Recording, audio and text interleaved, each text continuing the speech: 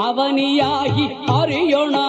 பொருளதாகி தொண்டர்கள் குருவுமாகி புகழறு தெய்வமாகி